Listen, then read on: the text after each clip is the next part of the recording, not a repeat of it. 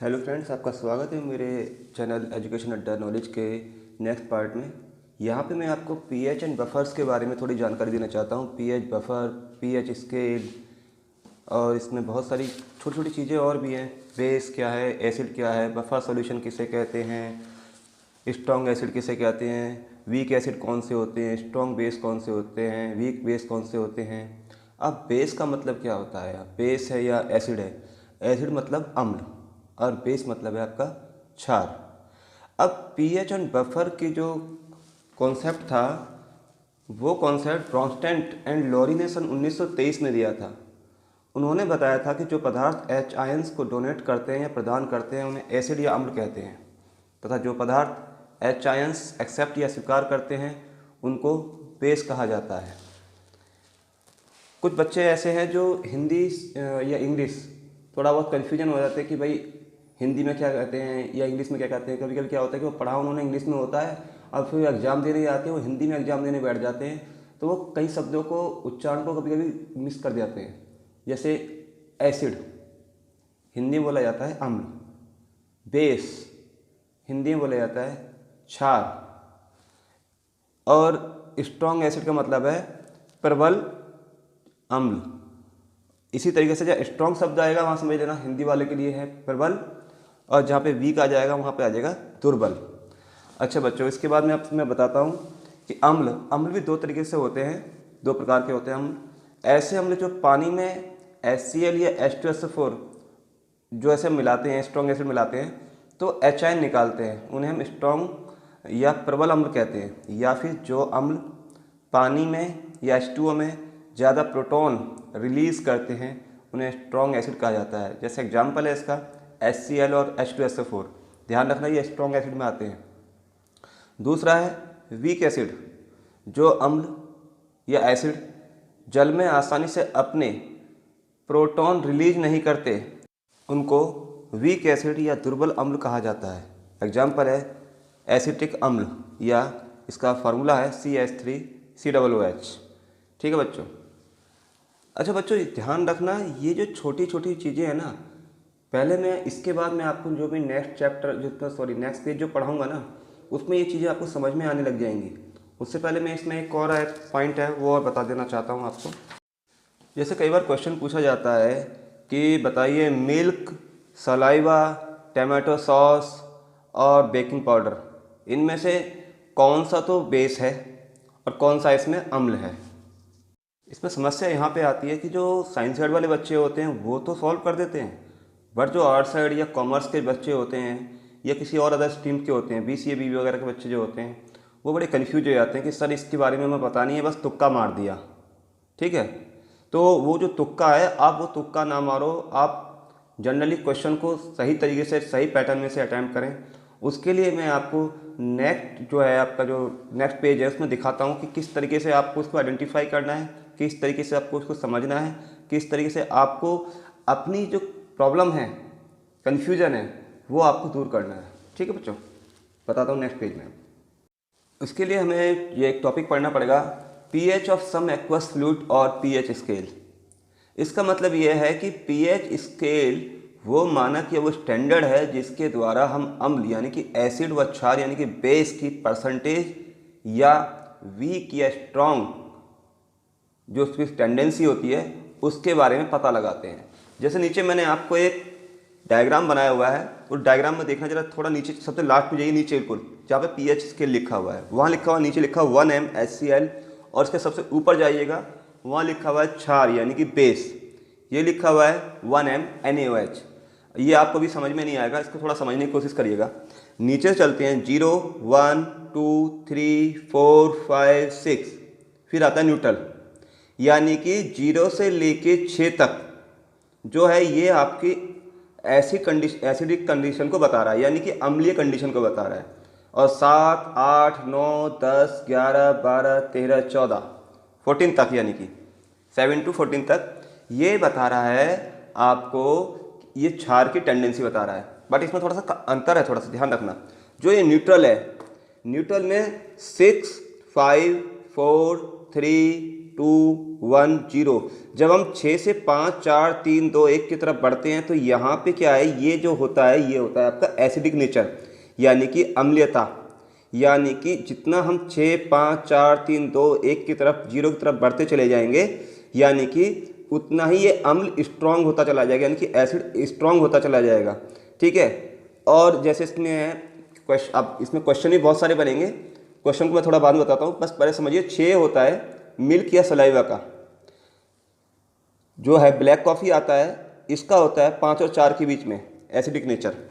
फिर नीचे आते हैं 3 पर आते हैं टमाटो जूस, फिर से थोड़ा नीचे आते हैं 2 पर होता है विनेगर यानी कि सिरका, इससे थोड़ा और नीचे आएंगे लेमन जूस यानी कि गैस्ट्रिक जूस, और इससे नीचे आते हैं ये 0 पे आ जाता है। ये समझ लो बच्चों कि ध्यान रखना। अब इसको थोड़ा समझो, जो 6 लिखा हुआ है यानी कि 6 मिल्क की या सलाइवा की जो है टेंडेंसी है, यहाँ पे 6 दिखा रहा है, यानी कि 0 से न्यूट्रल से 6 की ओर जब चलते हैं तो ये स्टार्टिंग हो जाती है अम्ल की, जो है जो हमारा एसिड होता है उसको स्ट्रांग होने की टेंडेंसी।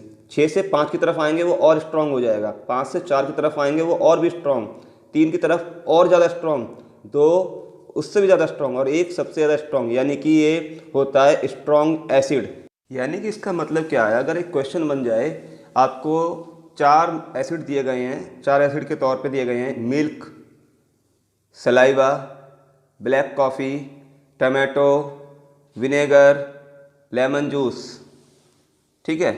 अगर इनमें पूछा जाए सबसे वीक एसिड कौन सा है, या सबसे वीक एसिडिक यानी कि अम्लीय कैरेक्टर, एसिडिक कैरेक्टर किसके अंदर है, सबसे कम, वो है मिल्क या सलाइवा के अंदर। उससे ज़्यादा और सबसे ज़्यादा किसके अंदर पाया जाएगा बेटा, वो पाया जाएगा लेमन जूस के अंदर या गैस्ट्रिक जूस के अंदर। ठीक है। मेरी बात थोड़ा थोड़ा समझ में आ रही होगी।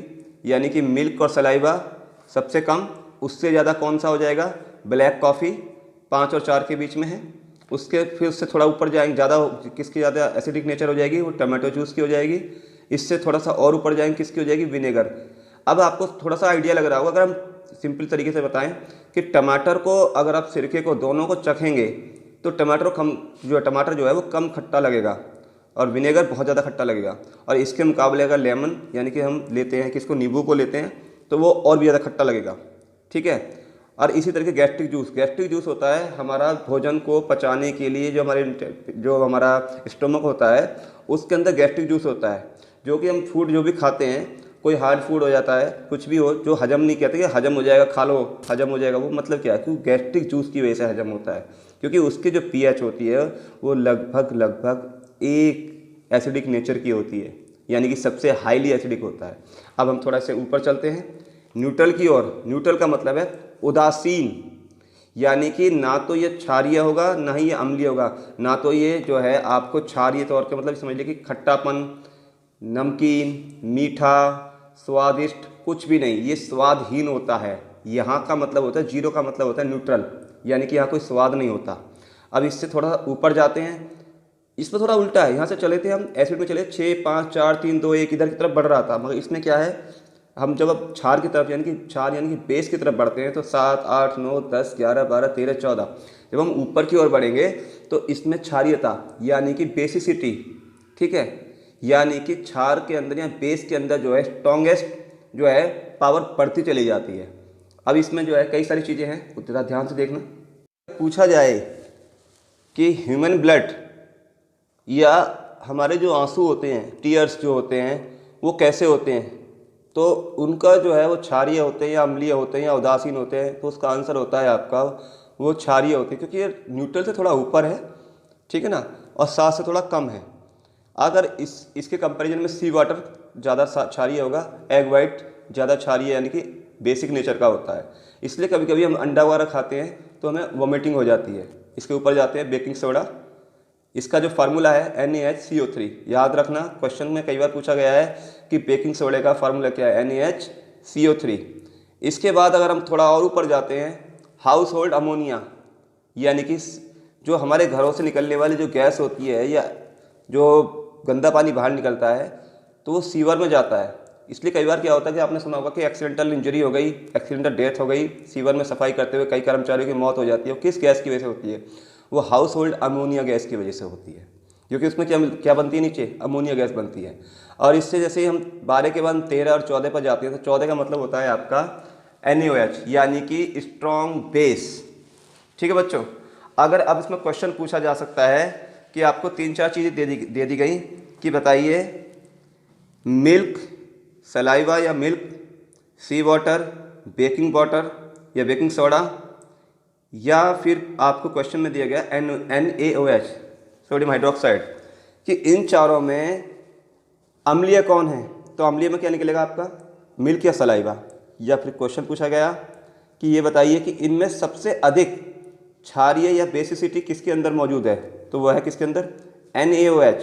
अगर हम बढ़ते हुए क्रम में पूछे जाए कि भाई आप क्वेश्चन नेक्स्ट बनता है, क्वेश्चन नेक्स्ट क्या बनेगा इसमें, देखो जरा क्वेश्चन अगर नेक्स्ट बनाते हैं, कहते हैं कि भाई आपको ये बताना है कि अमोनिया जो है, जो सीवर लिक्विड होता है, वो 4 ऑप्शन रख दिए, सीवर लिक्विड, बेकिंग सोडा, सी वाटर या एग वाइट, और अगला रख दिया इसमें नेक्स्ट रख दिया ह्यूमन ब्लड या टीयर्स। इन चारों में सबसे कमज़ोर या दुर्बल बेस कौन सा है, तो दुर्बल बेस की तरफ जाएंगे तो वो बैठेगा आपका ह्यूमन ब्लड या टीयर्स। उससे स्ट्रॉन्ग थोड़ा बैठेगा वो सी वाटर या एग वाइट। बच्चों ध्यान रखना है चीज़ को, ये क्वेश्चन बहुत बार पूछा गया है, कई बार पूछा जाता है इस तरीके से कि बताइए दुर्बल अम्ल कौन सा है, घटते हुए क्रम में बताइए, बढ़ते हुए क्रम में बताइए, दुर्बल क्षार या कहते हैं स्ट्रॉन्ग क्षार या स्ट्रॉन्ग बेस कौन सा है, न्यूट्रल कौन सा है। न्यूट्रल किसे कहते हैं, न्यूट्रल में मतलब क्या होता है, ना ही उसमें स्वाद होता है ना ही उसमें खट्टापन हुआ, उदासीन होता है एक तरीके से।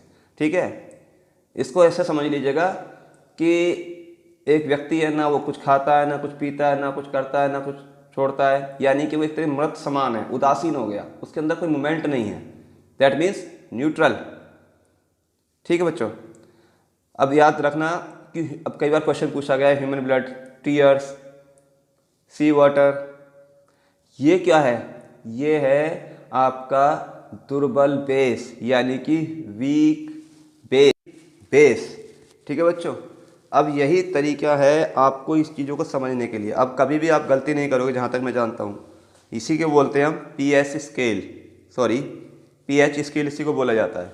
अब इसके बाद आता है आपका, इसमें और बहुत सारी चीज़ें बन सकती हैं, जैसे आपको क्वेश्चन पूछ गया कि भाई मिल्क, सलाइवा, टमाटो जूस या विनेगर, एसिडिक उसमें आ जाते हैं। अगर हम बात करते हैं, ये तो मैंने आपको बताया था बेस में ऊपर की तरफ बढ़ते हैं, तो क्या बताया था कि क्षारीयता यानी कि स्ट्रॉन्ग बेस की टेंडेंसी बढ़ती चली जाती है।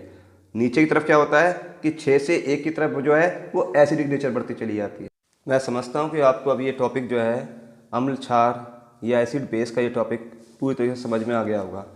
अब इसके बाद इसमें नेक्स्ट पॉइंट है आपका क्षार। मैंने आपको एसिड तो बता देता, क्षार के बारे में नहीं बताया था, अब क्षार के बारे में बताता हूँ। ठीक है बच्चों, यानी कि बेस के बारे में।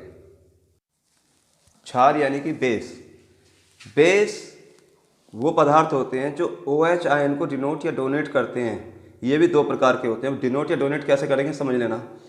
इनको भी 2 टाइप में आपको डिवाइड किया गया है, स्ट्रॉन्ग बेस में और वीक बेस में। इसको समझना थोड़ा सा।